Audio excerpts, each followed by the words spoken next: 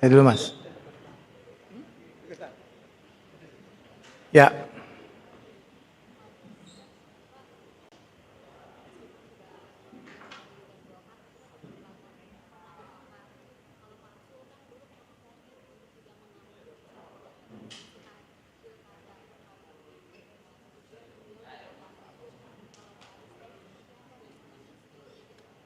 Ya, tentunya kalau di Mahkamah Konstitusi itu kan ada aturan-aturan ya. Kalau terkait dengan dianggap ada konflik of interest, pasti otomatis hakim akan mengundurkan diri dari panel atau majelis tersebut. Ya, kemungkinan saya juga akan mengambil langkah seperti itu kalau ada kasus-kasus terkait dengan Partai Golkar.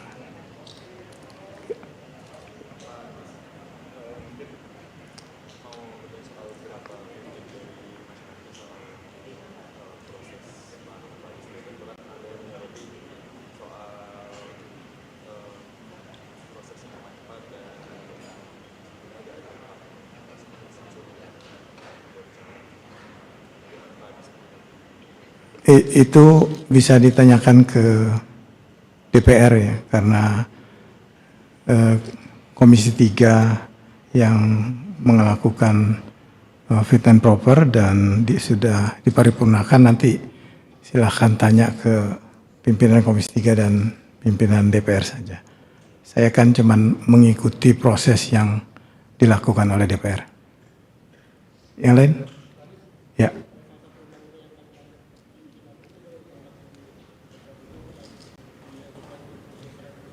Saya Undang-Undang Pemilu setahu saya itu di Komisi 2. Saya tidak pernah di Komisi 2 dan saya tidak pernah ikut dalam pembahasan Undang-Undang Pemilu.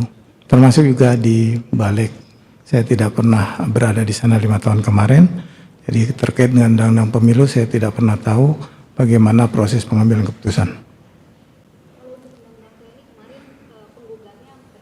Undang-Undang TNI itu berada di Komisi 1 dan Balik, dan saya juga bukan di Komisi 1, saya tidak pernah tahu menahu tentang proses daripada pengambilan keputusan terhadap rancangan undang-undang TNI sampai diputuskan pun kita tidak tahu, saya tidak tahu.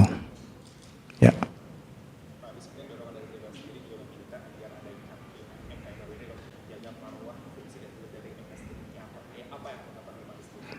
Mahkamah Konstitusi sesuai dengan undang-undang tugasnya adalah menjaga konstitusi, menafsir konstitusi, dan menjaga ideologi negara.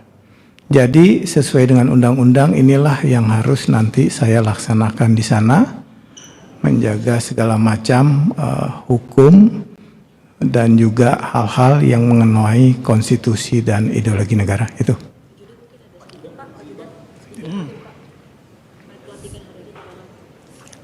Ya, memang ketika saya menjadi Deputi Gubernur Bank Indonesia, saya kemudian ditugaskan untuk menjadi Wakil Menteri Keuangan. Sehingga ketika itu saya harus mengundurkan diri dan sekarang sudah dilantik. Ketika mengundurkan diri udah tahu ya Pak?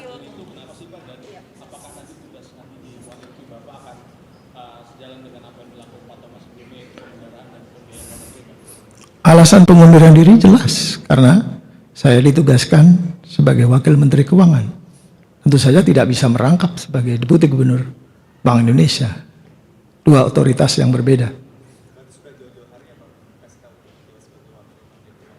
Cukup jauh-jauh hari, bukan mendadak.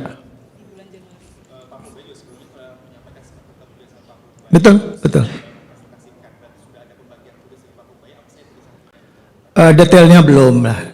Detailnya nanti insya Allah besok saya ketemu beliau untuk membahas detail pembagian tugasnya.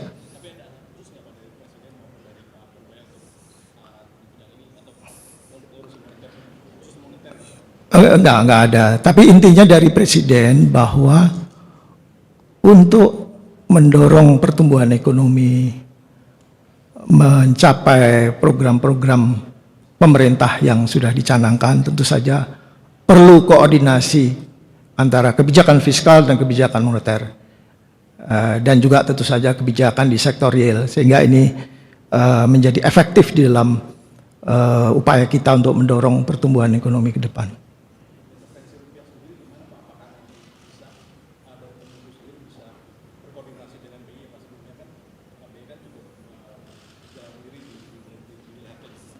Selama itu kebijakan moneter saya kira itu di dalam wilayah Bank Indonesia ya. Itu.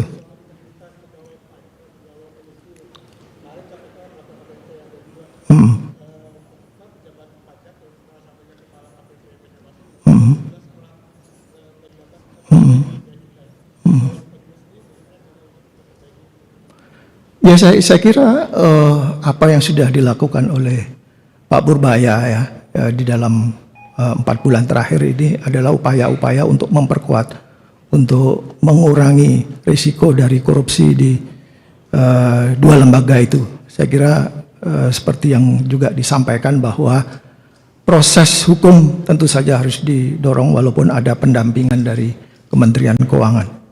Saya kira itu sudah langkah yang tepat ya. Cukup?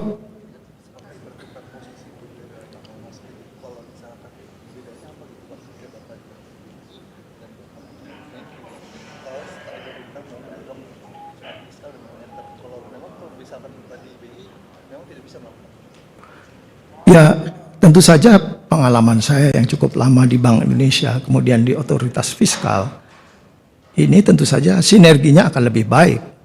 Begitu juga Pak Thomas yang dulunya di otoritas fiskal, kemudian di moneter. Jadi sinerginya antara 2 kebijakan akan lebih baik dibanding kalau masing-masing di otoritasnya, gitu ya. Pak, Saya kira cukup. berarti Bapak udah tahu ya dari awal kalau Bapak akan tukar posisi sama Pak Thomas? Sudah. Ya, terima kasih.